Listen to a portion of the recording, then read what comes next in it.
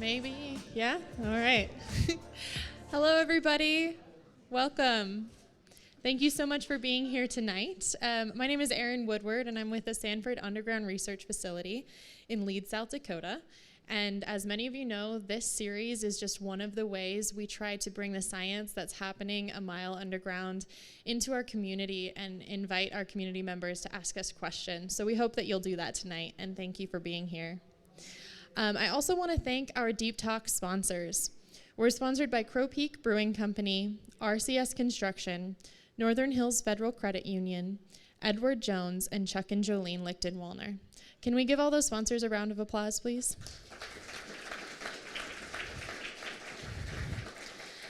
And if you'd like to support this event or any of SURF's education and public outreach activities, you can do so by getting in touch with our SURF Foundation Director, Michelle Kane, who just came in. All right. We have a great presentation for you tonight. First, we're going to get a lab update from Mike Headley. He's the Executive Director of the South Dakota Science and Technology Authority and the Laboratory Director for the Sanford Underground Research Facility. Mike leads a 200-member team in the development and operation of the deepest underground science lab in the United States. He has more than 30 years of engineering and management experience and served in the United States Air Force for 6 years. Mike will be joined by SURF team members Jason Knott, Andrew Brosnahan, and Ashley Armstrong. And they're going to talk a little bit about underground airflow at SURF. Jason is our underground operations engineer, and Andrew is a facility engineer. And those two are going to dig into the nuts and bolts of tracking and directing underground airflow. And then Ashley, who is a science education specialist at SURF, will use a hands-on activity to help our attendees conceptualize how air travels through hundreds of miles of drifts and ramps and shafts at SURF. So after all of those presentations are through, we'll have a Q&A session. So if you have any questions for any of our speakers, they will all be at the front during the Q&A, so you can ask them. I think we're about ready to get started, so please welcome Mike Headley to the front.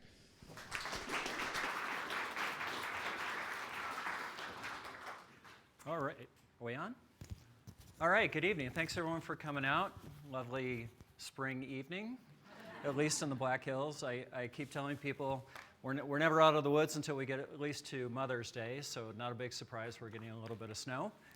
So the format tonight is something we've used for, I think this is the third year now, and I really like it because instead of having to talk to you for 45 minutes, I only have to talk for about 10, and then I get to listen to our colleagues who are doing amazing work in the field at SURF. And so tonight we're going to talk about ventilation and how we figure out how much ventilation that we need, how we implement that, and then take one of the major engineering topics at SURF and turn that into education and outreach programs that we have for K through 12 students. So kind of gives you the entire life cycle of how we do the engineering work and then implement in the field and then share it with kids. So very exciting. All right, so a few minutes, just want to give you a quick update on SURF and some of the things that are happening up at the lab. This is kind of a bit of an overview of the authority and the lab overall.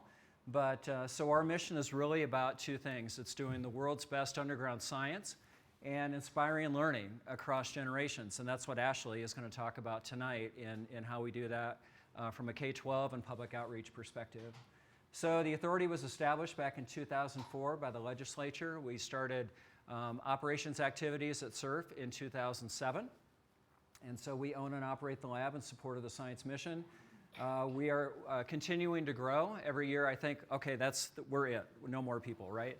But we continue to grow. We're now up to between full-time and part-time staff, over 200 people.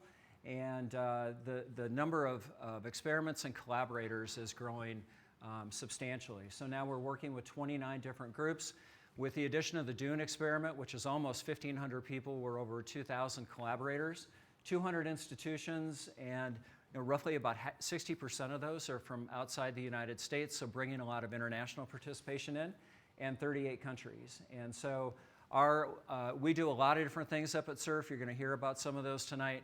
Our main priority is really getting the long baseline neutrino facility and the deep underground neutrino experiment built.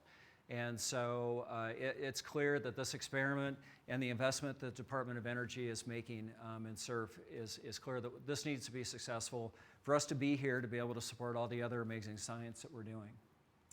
I mentioned K-12 and public STEM education, and we're funded through a 5-year cooperative agreement. It's basically like a grant with the Department of Energy, and we're in the 4th year of that and now kind of gearing up for applying for the next cooperative agreement to operate SURF for another 5 years into the future.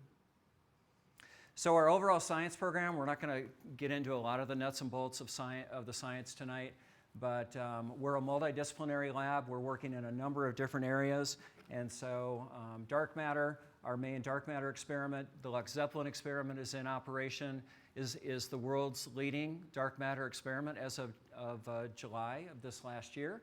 And so very exciting. The predecessor to the LZ experiment is out on the floor, the LUX experiment. We're still doing the neutrinos, and the neutrino program is growing. The Majorana demonstrator experiment is kind of coming to its conclusion. They're focusing on the development and operation of the next generation of that type of technology at a lab over in Italy. And then obviously the LBNF Dune experiment, which will be one of the largest experiments ever attempted on U.S. soil. Biology, continuing to work with a lot of different biology groups, both universities here in the state, like Black Hills State and South Dakota Mines, and national labs and universities around the nation. I always like to mention that one of the instruments that is on the latest Mars rover that landed and is operating up on Mars, it was actually brought here at SURF, and testing was done with that instrument deep underground at SURF. So even though we're doing work a mile underground, we're doing things out in space and contributing to the U.S. space program too. And geology. This is part of the equipment for the Sigma V experiment that is trying to study enhanced techniques for geothermal energy production. They have kind of come to the conclusion of the current phase that they're working on, and we're having discussions with what comes next for major geology-related work underground at SURF. So continuing to have a very broad science program. And I wanted to just mention a few things about LBNF Dune. And we've got a few of our Fermilab colleagues here in the crowd. I want to thank them for some of the materials that I'm going to show you here over the next few minutes. But I think for those who have been around, you're familiar with the large caverns that we're excavating deep underground. And so this is what's in process right now and has reached basically the 60% point, actually a little bit more than that. This is a couple weeks old. But if you look at it kind of in a map or what an engineer would call a plan view, all of the various tunnels that connect the caverns are in large part, they have been excavated, and we're now, the Tyson Mining is installing concrete in those areas, and it really, I've seen some pictures of it, it looks really fabulous. And so what we're into now is the main excavation of the 3 main caverns for Dune. And so if you kind of look at those from a side perspective, kind of cutting through the middle of the caverns, the top cuts in all 3 caverns have been completed. And now we're starting to see the benching down from the top to the bottom. And in the 2 main caverns, the north and the south, benching down to eventually we're approximately 90 feet deep. And so the team is making great progress on this. The excavating, the actual breaking of rock should conclude around the end of this year, beginning of 24. And then they'll transition to a period of putting the remainder of the concrete in the floors, and then in the latter part of 24, transitioning to the infrastructure that will go in those caverns and the actual detectors that will be installed for Dune. So just a few pictures. This is of a shot that was done recently North Cavern, Mike? Yes. Yeah, so we kind of transition into some larger shots to try and advance the schedule and get things done completed sooner. So a fairly large shot, that's kind of gives you an idea of what happens after they drill out all the holes, load those with explosives and set those off and then remove the rock and do it all over again, over and over again. I love this picture. If you got a chance to look at the VR goggles, have you been showing them this shot? So we have a 360-degree view with the VR goggles that you can check out afterwards. But this shows the North Cavern around the beginning of the calendar year. But it's really an amazing photo. And if you get it, like I said, you get a chance to use the VR goggles, it really kind of blows your mind. So beyond that, we have future experiments that want to come to surf beyond LBNF Dune. And so there's a big strategic planning process that's underway for particle physics right now that really will be driving what comes next. What are the experiments that will be coming to surf roughly in the 2030 timeframe? And so right next door, and as you can imagine, we've been having a lot of discussion about how these two need to coexist and so forth. Obviously, LBNF Dune has to be our priority. But what we're working on, and we were successful in getting $13 million from the state to excavate that yellow tunnel. And basically what that does, it provides the ventilation flow that we need and the way to access the raw shaft to put rock into the raw shaft and bring it up from the underground. I will note that the excavation for that first phase, we are planning to put all the rock underground. We're not planning to bring any of that up to the surface. And so that, we're hoping that, or planning that work will be accomplished in roughly the first 6 months of 2024 is when we'll get that completed. Really, as the LBNF project is kind of transitioning from the breaking of rock to putting in concrete and then moving into the infrastructure work. And then we would come back in the around the 28 timeframe and excavate. Right now what's planned are 2 additional large caverns, and we have some commitments from a private donor to be able to do that work going forward. So we're excited about this. Right now, with where we're at, we do not have sufficient space to host really the next generation of experiments beyond Dune. And so if we want to continue to be a world leader in the work that we're doing, we have to excavate. And that was a big message that we shared with the legislature, and we're successful in getting that work funded. All right, I think this is, I only got a couple more slides left here, and then we'll transition into the next speaker. But so our net economic impact, trying to look at the economic impact during this decade of SURF's work, really all the work that we're doing. If you add these two numbers together, you get around $2 billion worth of economic impact, which is pretty amazing. We really want to make sure that as much money as we can that's coming to the work that's happening here stays in the state and contributes to our economy. And then in addition to the dollars, so positively contributing to about 1,200 jobs statewide through the work that we're doing in this decade. So one of the big messages that we stressed with the legislature was the state has put in about $62 million, which it's a lot of money. And we feel very fortunate that the state has made the amazing commitment to the work that we're doing here. But what has come from that has been over $900 million in federal and private investment, which is driving the development of what we're doing in our operations and the growth of not only the lab, but the local economy. We have this lovely visitor center. We finished our first year of operations, over 54,000 visitors. So congratulations to Kelly Kirk. Is Kelly in the room? She's up, standing outside. So we're really happy with how things are going and really proud to have a footprint downtown lead and so forth. And so with that, I'm going to be quiet and turn it over to Jason, who's going to talk about ventilation.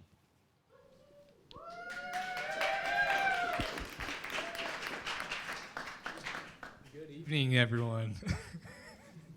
My name is Jason Connett. I'm the underground operations engineer here at SURF, and I am truly honored to continue the ventilation legacy here at the facility. So just a little bit of the basics here of our ventilation system. We have 2 primary intake shafts, the Yates and the Ross, where we bring cool, fresh air from the surface through our facility out to our Hondo and number 5 shaft. We have 63 underground levels, and what I like to say is we are presented with a lot of challenges here at SURF, but we also create a lot of opportunities for the ventilation system itself. So how do we actually plan for our ventilation underground? Well, it comes down to the regulations that we follow, such as MSHA and OSHA, and the different design parameters that we follow here, such as the utilization of the diesel horsepower, personnel underground, excavation headings such as velocity, to heat dissipation in our pump rooms and substations, to main travelways, and the science requirements that we see underground. And in the beginning of 2022, we actually predicted about 406,000 CFM. And by the end of the year, we were exhausting around 420,000 CFM. So with that, we're pretty close to being 100% efficient with our airflow. So not only with planning, we have to come up with field data. So once a quarter, we go underground and we collect data on 12 of our primary ventilation levels at predefined points, and we collect velocity, flow direction, airflow direction, temperature, humidity, barometric pressure, and come up with CFM, cubic feet per minute. With that, we kind of see where we're at with our ventilation system itself. And not only with our quarterly surveys, we actually go underground weekly to the LBNF excavations and determine what considerations underground are we meeting and where do we need to improve our ventilation system at all. So our considerations underground at this area are our diesel equipment, heat dissipation, dust generation, to blast gases, personnel underground. So how do we make sure we're delivering the right airflow to this area? Well, it's all in our ventilation controls underground. That's with our mechanical fans, Brattis curtains to ventilation doors. And we are trying to direct the air where it's needed, when it's needed.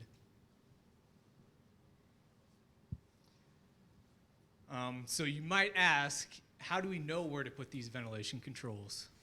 Well, we use a pretty powerful tool called VentSim, and we've created this ventilation model through our workings, and it kind of helps us predict where we need to put these ventilation controls at. So I'll show you a quick video of me inserting some ventilation controls and how that's going to change our ventilation paths underground.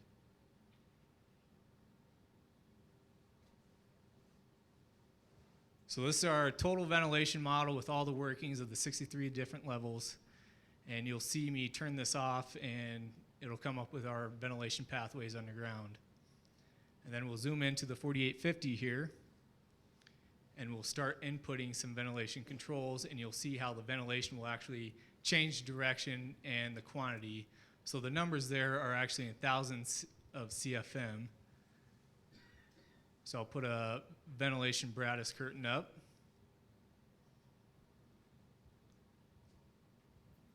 And as you can see in that north cavern, the very bottom one, we'll start increasing the flow. And eventually we'll reverse the flow in the middle cavern.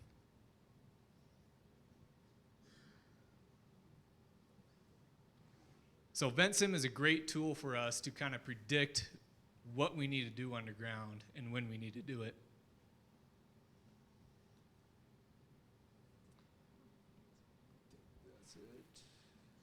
That's very cool.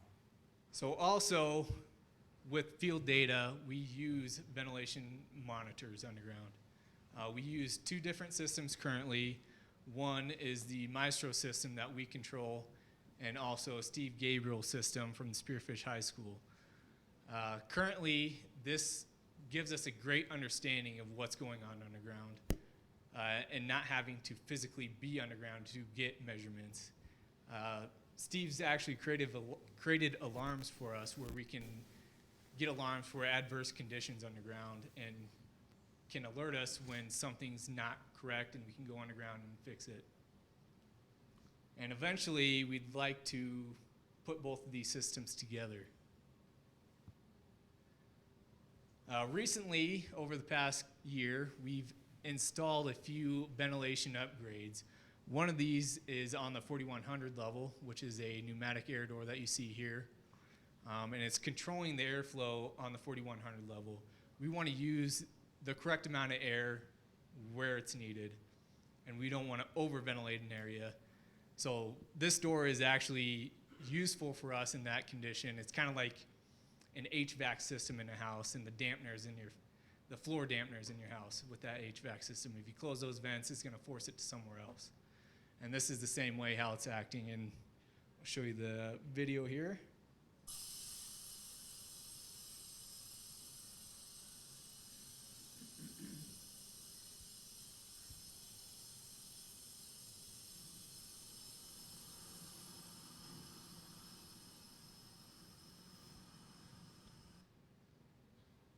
So with this, it's not only controlling our ventilation, but it's also improved our safety and substituted a manual air door underground with this for the users on this level, so they're not having to be in danger of operating a manual air door. The next one that I'm really excited about is the 2000 regulator install. This is what we're working towards for ventilation on demand, really utilizing air where it's needed when it's needed. This is all controlled through our Maestro system, and we set design parameters for this and what equipment they're running is going to fluctuate this regulator and open up the airflow for them. And one of the bigger upgrades that we're doing is our new ventilation fan that Andrew's going to be talking about next.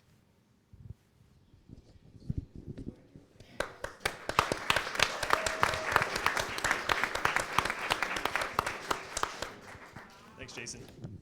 Hi, my name is Andrew Brosnahan. I'm here to talk to you about the ventilation system at the Sanford Lab. I'm a facility engineer here and the project manager for this project. And the project name for this is officially the Oro Hondo Backup Fan Project. And so through this presentation with Jason and the following ones, you've been educated on, what ventilation is needed underground to allow people to work underground. But you really haven't been given any idea of what that mechanical system looks like that produces that ventilation, as well as why that's important to surf. And so with this presentation, hopefully give you guys a little idea of what we're doing down at the Oro Hondo fan site in terms of the mechanical system, and as well as why this system is important to the lab. Just as a quick recap, because I feel it's really important to understand why this project's so significant. Looking at this ventilation cross-section that Jason showed, obviously we bring air down the Yates and Ross shaft, and it goes through the underground workings and then gets exhausted out the Oro Hondo and 5 shaft. Big thing to point out is there's a partial plug in 5 shaft, so pretty much the lion's share of ventilation goes out the Oro Hondo shaft. So as you might be wondering, well, what's down there that produces all this ventilation? And obviously what's down there must be pretty significant to be the sole provider to all this ventilation, as well as be reliable to give everybody ventilation underground. And so with that, I'm going to show you a whole bunch of pictures of what we have going on down there, and then talk about the old configuration, which is essentially what was down there for the last 30 years, and then the new configuration, which is what's down there being constructed right now. And so the old configuration down there, there's essentially just this really big exhaust fan. It's a 2,000 horsepower American-Davidson fan. Important note is this fan will produce 500,000 CFM, and when this fan's running, it can support all the ventilation needs to support underground construction and excavation activities. If this fan can't run because it needs maintenance or it goes down because of a mechanical problem, that requires this smaller Spendrip fan to run. This fan's only 350 horsepower, and the biggest point is it'll only flow 151,000 CFM. And it can't support underground ventilation activities, underground construction activities when it runs, meaning if you're doing construction, you'll either have to stop that or stop something, or something has to give. So we don't want that as a facility. So to fix all of that, we have this new configuration that we're working on right now. And that essentially, as before, there's a 2,000 horsepower American-Davidson fan running, again, producing the same amount of ventilation. But the biggest thing is that Spendrip fan goes away, and we now install a new 2,000 horsepower Howden fan. And again, we're not sure yet exactly what it'll do, but it'll at least match what the American-Davidson fan produces. And so the biggest point out of this whole slide is that once this project's completed, when either of these fans run, it'll be able to support the underground ventilation needs for the lab. So there'll be no downtime for maintenance or something like that. Just to give you an idea of where this project's located, you're currently located at the Sanford Lab Visitor Center, located with the X. The Yates and Ross shafts are at the top of the hill of Mill Street there. And the Oro Hondo fan site is just down in the valley of Kirk Canyon. And if you were standing in the Yates parking lot, looking at the fan kind of from that parking lot, you'd kind of see this thing down there. And just to point out, this thing's huge. You can see all this ventilation, or all this vegetation around it, and it towers above it. So, what's down there is significantly large. And so, to get a duplicate of that is a substantial project. Just give you a quick conceptual idea of what this looks like, new versus old configuration. The old configuration, I don't know what we call it, that brown ductwork with that snail shell, that is the old American-Davidson fan. Important thing to point out is that elbow kind of running down on the side by the tower, that's what connects to the Oro Hondo shaft that was shown in that previous slide. And so all the ventilation from the underground gets brought up that shaft through that horizontal duct section and exhausted out that fan. For the new configuration, basically just imagine that you put a mirror right in the middle of that Oro Hondo fan shaft and reflected that over, and that's what you have with this new configuration. So basically everything in this pink color is new to the property, and it's basically a mirror image of the American-Davidson fan itself. And this picture looks kind of weird with the new configuration. That was actually a screenshot of a laser scan that we did. So we laser scanned this whole property and provided the ventilation fan designer with this so they could do the layout of this new fan and just kind of model it in there and give us an idea of what this would look like, so we could kind of go through it as a facility and see if that's kind of what we wanted. So just going over high level of like what it took to complete this project. Just have a kind of a wide shot of the fan itself, which is down right here, and then the Oro Hondo substation at the top of the hill that powers this fan and half of the lab property. So to install this fan, there was obviously demolition of ductwork and structures.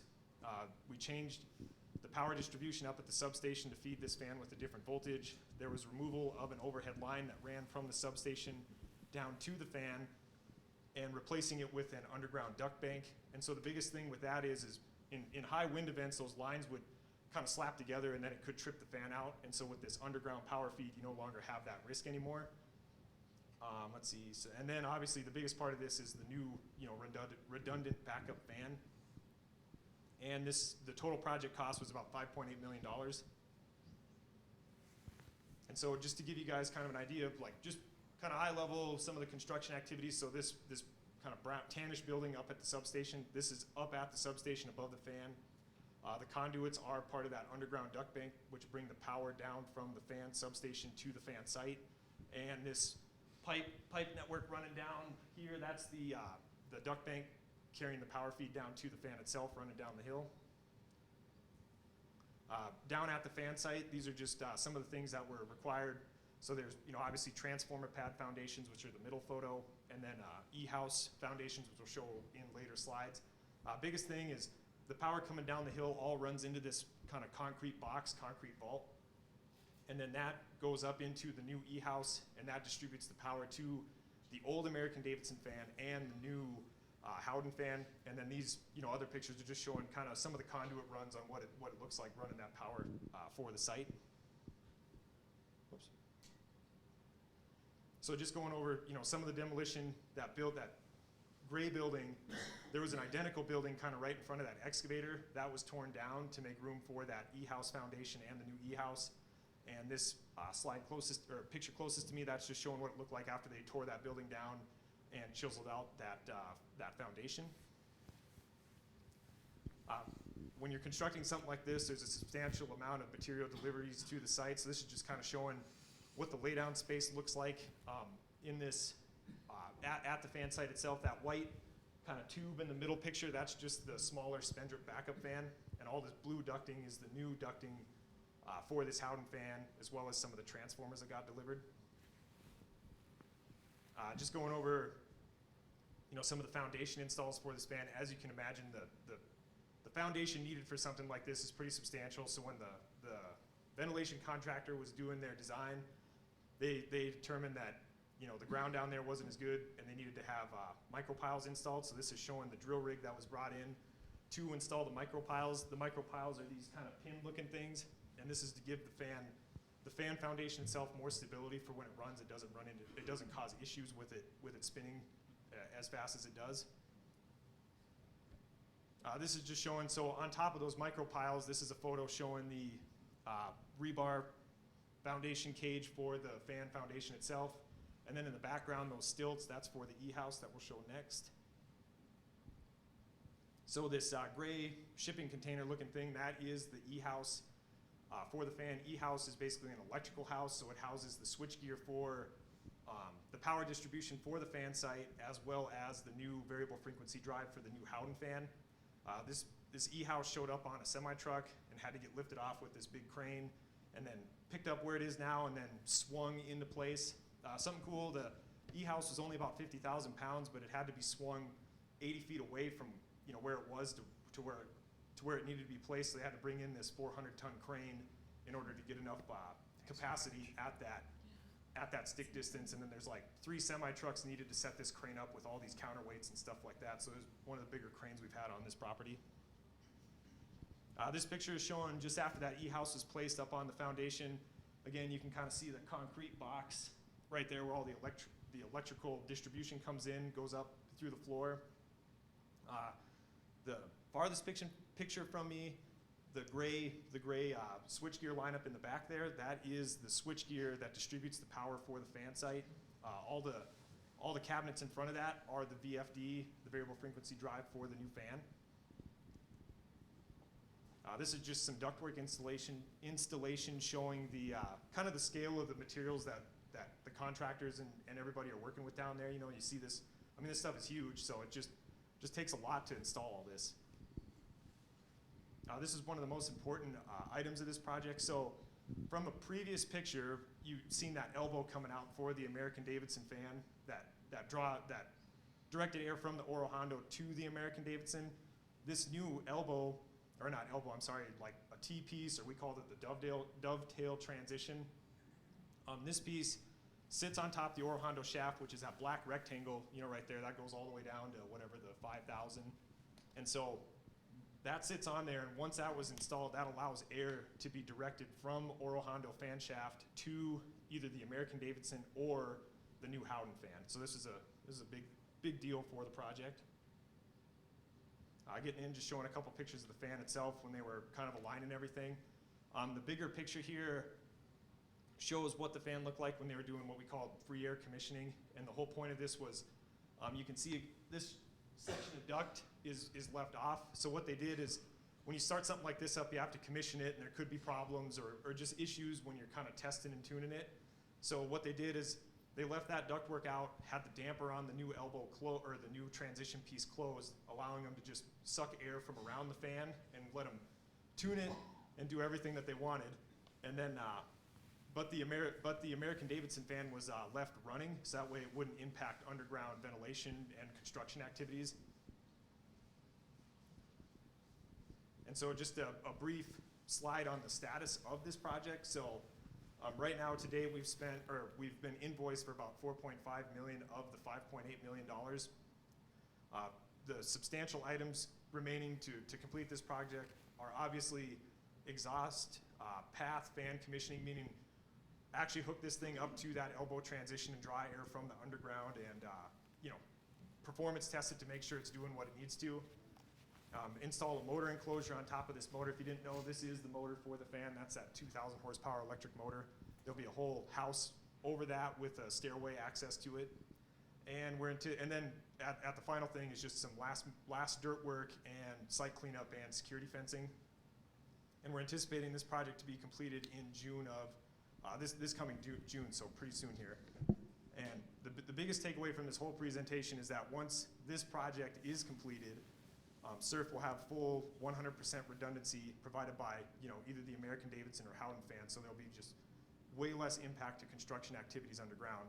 And then this kind of isometric screenshot farthest from me just shows kind of the Howden fan and the kind of just outline version with the new, American Davidson fan in the outline version with the Howden fan in the more detailed drawing version, just giving you an idea of what that fan site looks like. And so with that, I'll turn it over to Ashley so she can talk to you about all the wonderful activities Education and Outreach is doing.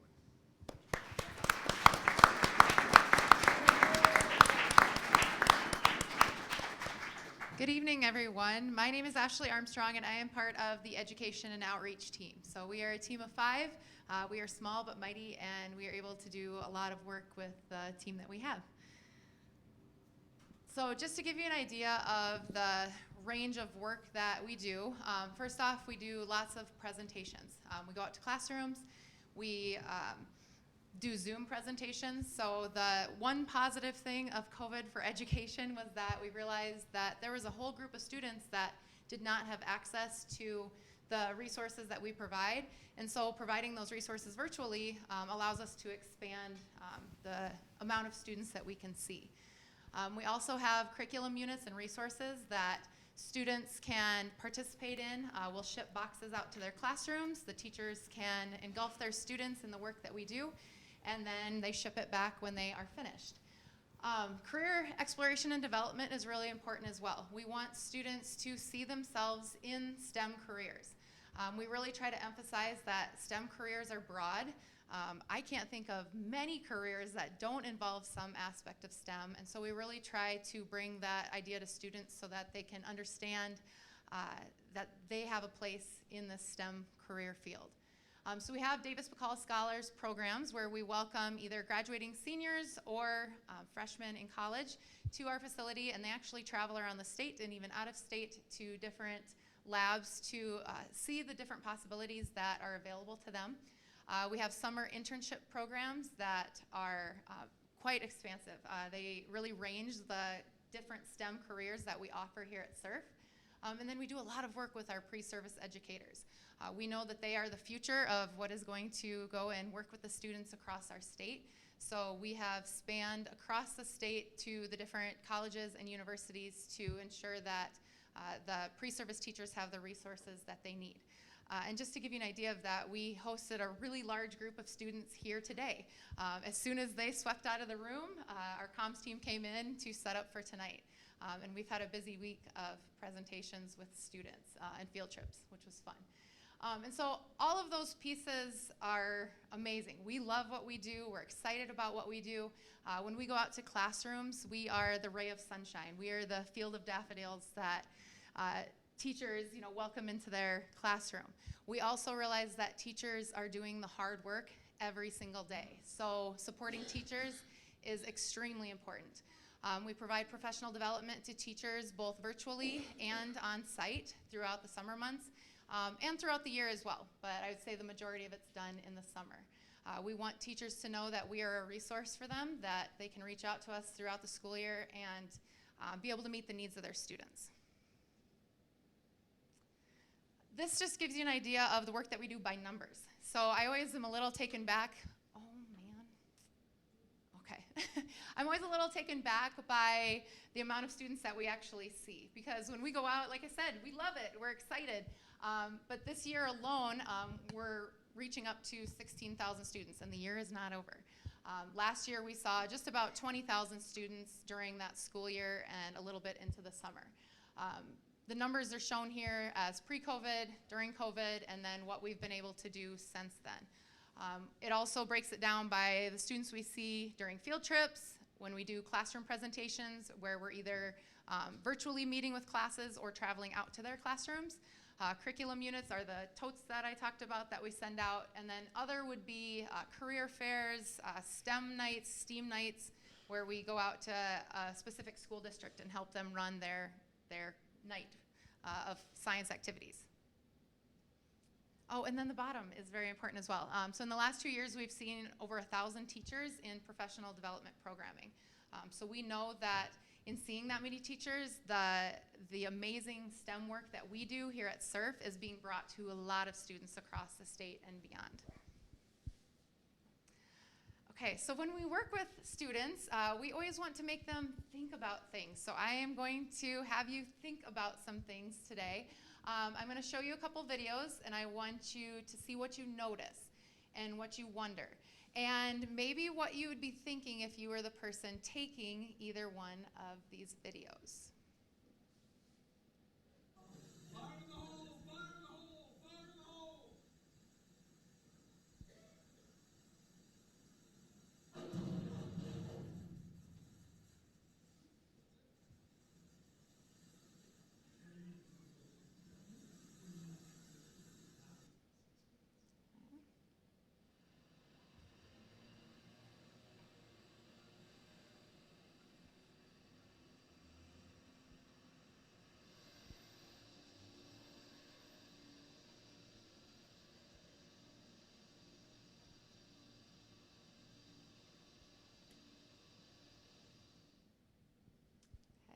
So students are really creative. We have them talk to one another.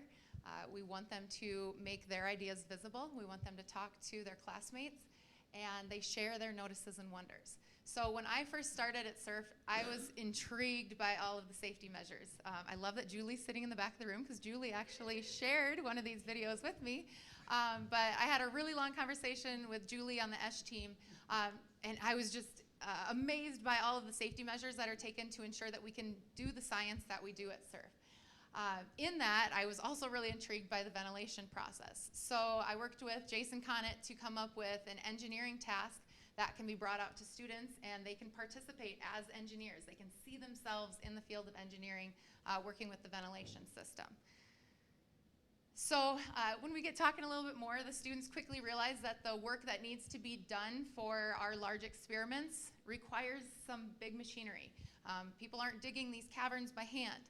And so they're quick to realize too that running something like this underground in a small confined space wouldn't work very well. So they realize that some extra steps need to be taken, and that is when we bring them into the engineering activity. So I am going to have a couple of my colleagues pass out these maps to those of you who are sitting in the room. You might have to share with some people that are sitting near you. Those of you who are joining us virtually, hopefully you can see the map that is up here. So students receive this map. They, again, share their notices and wonders. They come up with some questions.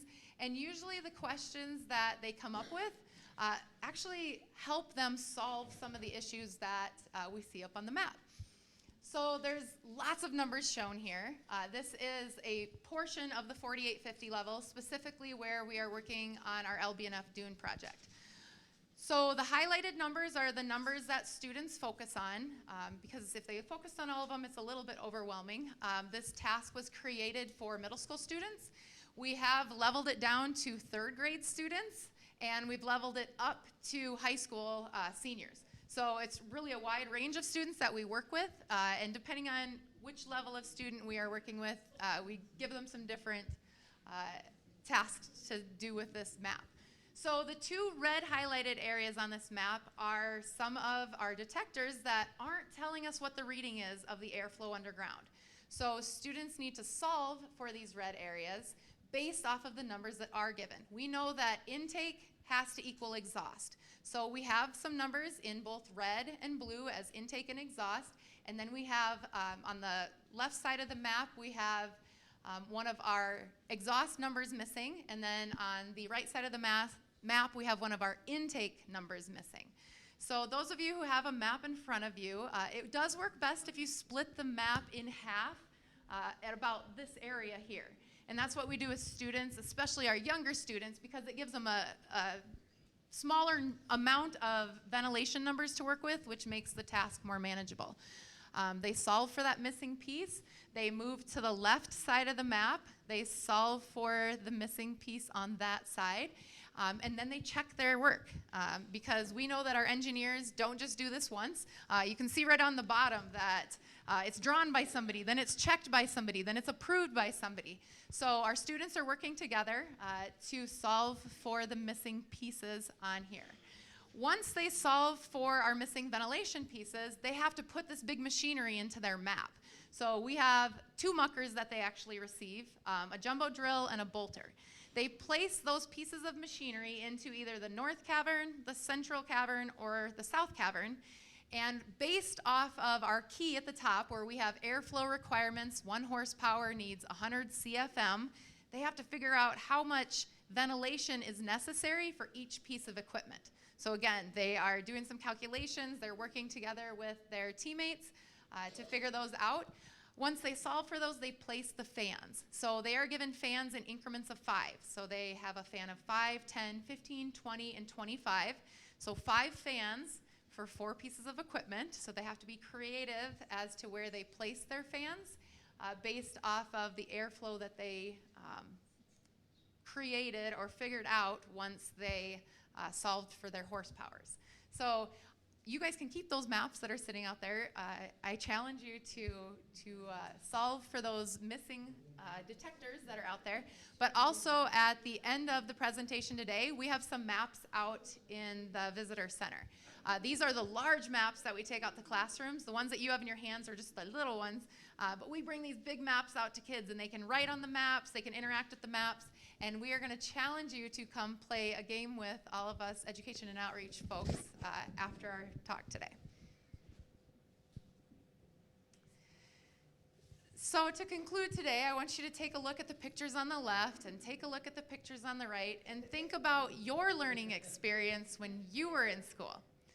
I would say that sometimes I was probably the student on the left.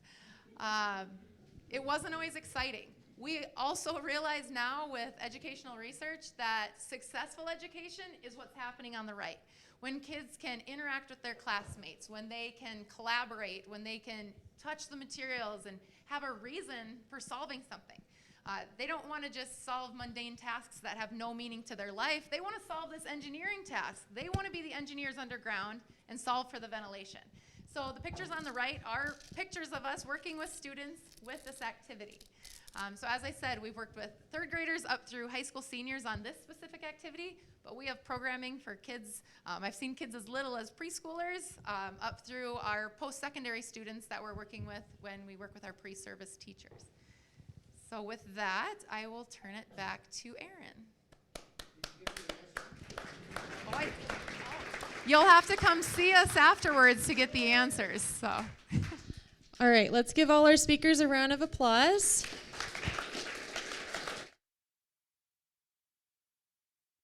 And we'll welcome them back up to the front for a Q&A. I'm going to ask that you all work with me. We want to capture all of the questions on the mic so that our viewers who are joining online can understand what question they're answering. So when you raise your hand, I will come over to you and you can speak into this mic. And yeah, we want to take questions for all of our speakers. So, all right. I'll try to be quick. Right here? Thanks, Aaron.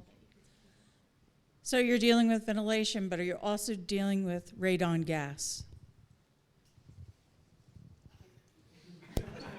Yes, that is correct. We do have radon gas underground, but it's easily mitigated by dilution of the ventilation system.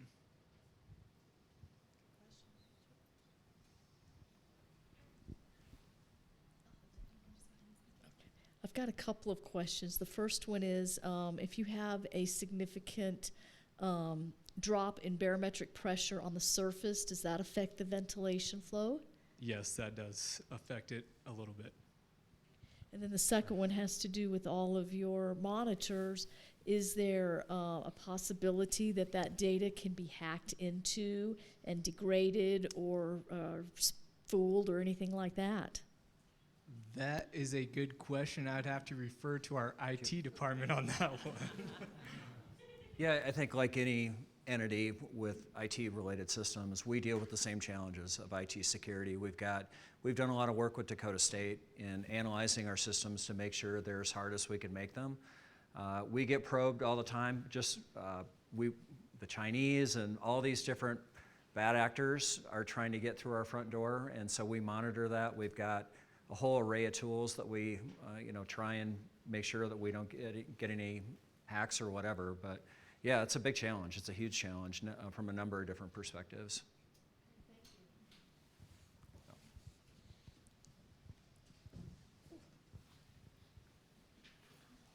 All right, who do I got? I saw a hand.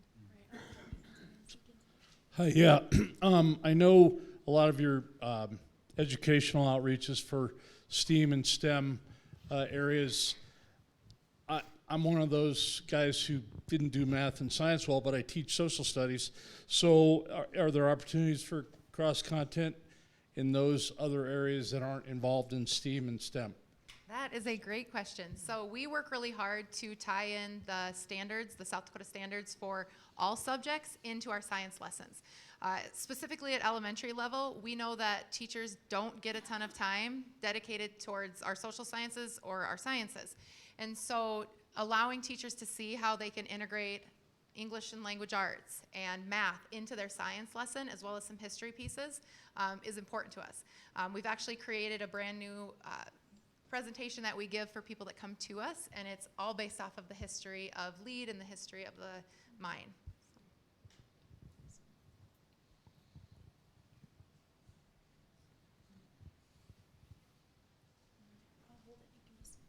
Okay. Do you assume that all of the 4850 needs to be ventilated because that's where most of the people are? Or do you specifically shut off areas that you're not yet doing anything with your baffled doors that you need breathing equipment to enter if the whole 4850 is not ventilated?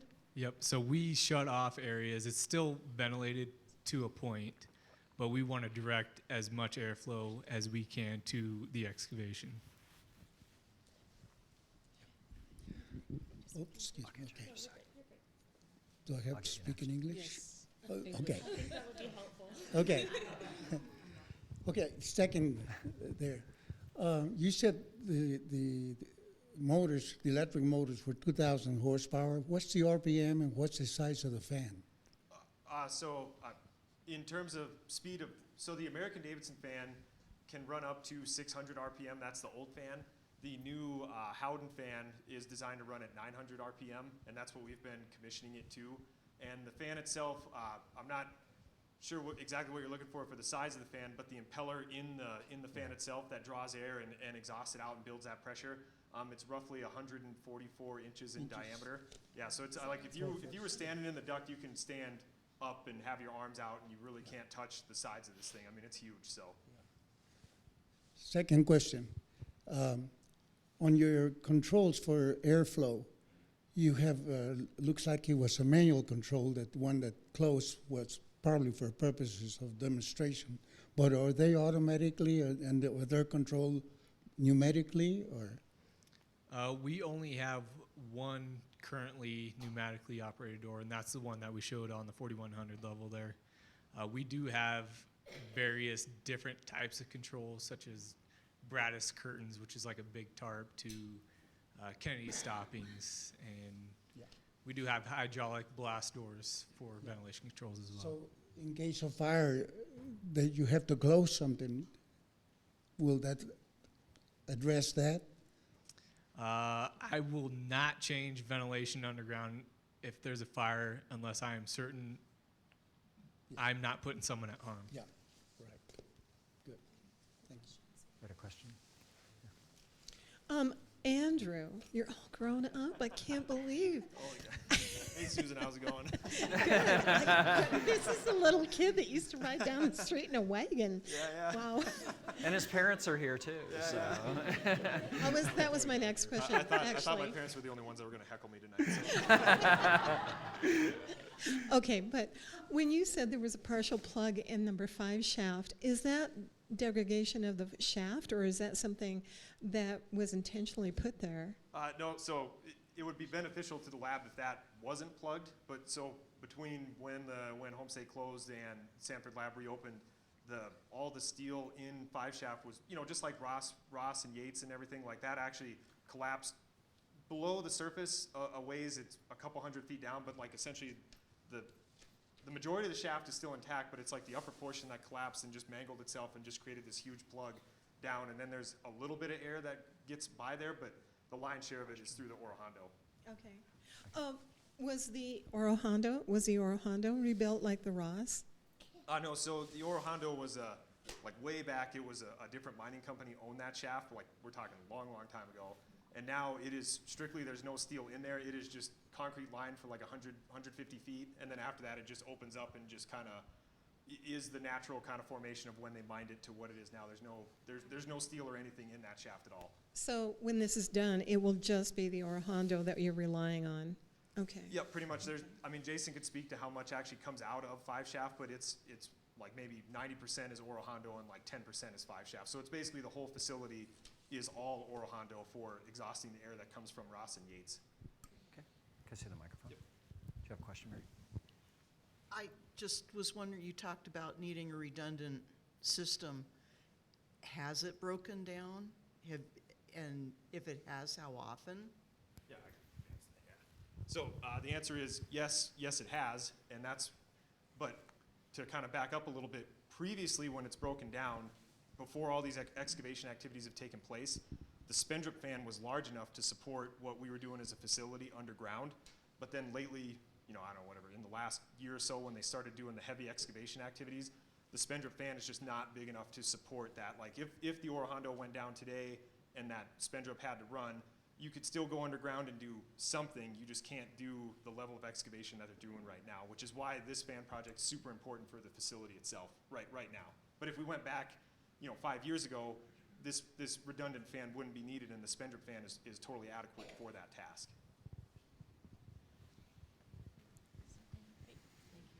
Right here? This new motor that you're putting in, is that a brushless motor, and is it made in the U.S.? So actually, it is not made in the U.S. This motor came from WEG out of their Brazil plant, and it was air freighted from Brazil overnight to the States. Now, did I see that there were 2 underground generators? Or are all of the generators above ground? If there's anything underground, how does the exhaust from the generators get handled?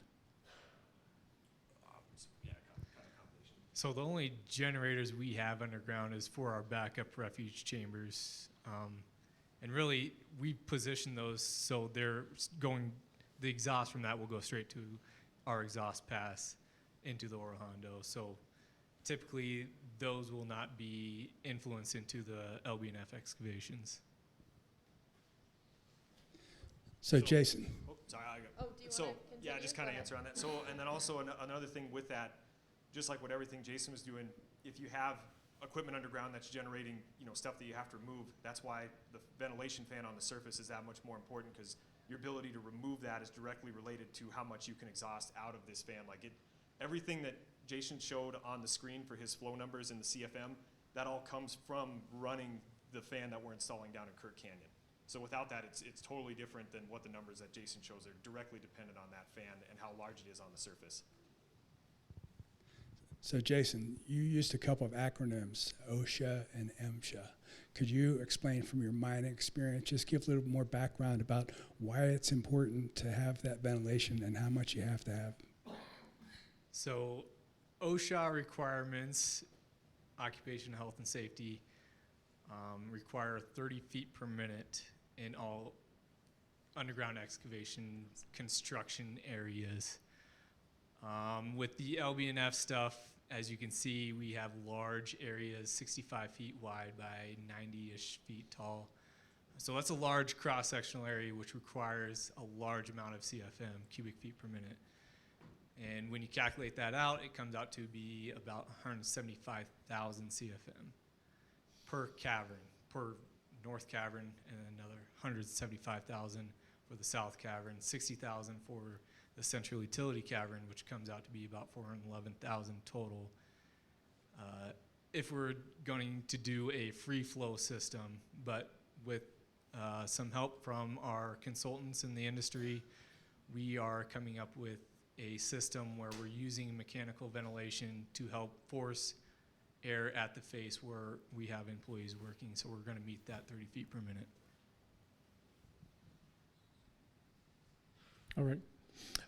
Quick question. On the direction of the ventilation, are there some facilities where you don't have negative pressure, so the Oro Hondo would be pushing, in this case, instead of exhausting?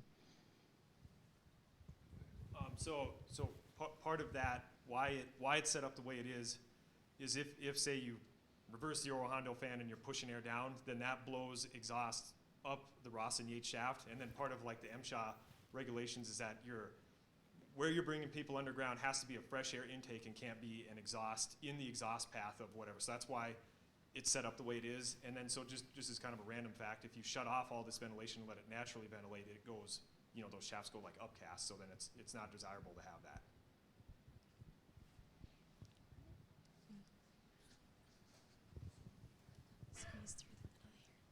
Nice job, guys. For education and outreach, do you have a maximum distance that you travel to schools?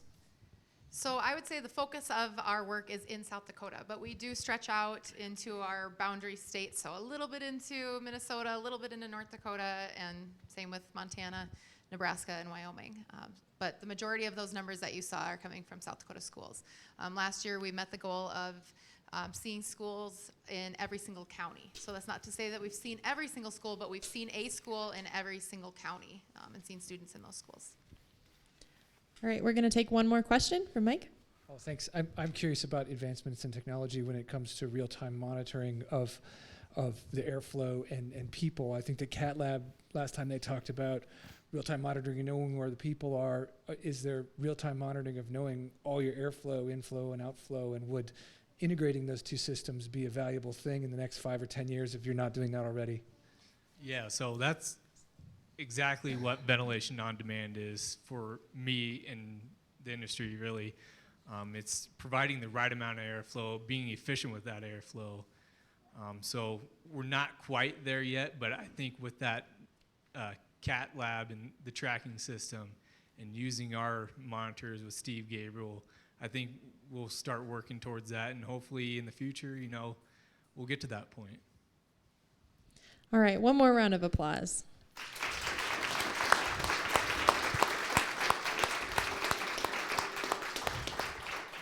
Now, I can tell that you all have more questions behind those eyes, so we are going to be out in the exhibit hall for about another half an hour.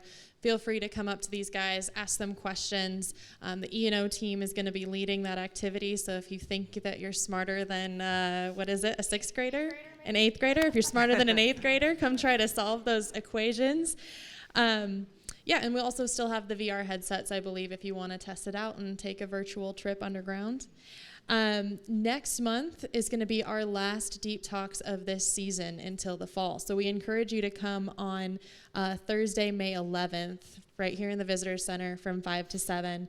We'll have Dr. Kayla Miller, who's an assistant professor of biology at Dakota Wesleyan University. And she's going to talk about how something as tiny as a honeybee gut microbiome can impact South Dakota's entire ecosystem. So it's a very different subject from what we've talked about today, but we're excited to jump into that. So thank you all for coming, and we will see you next month.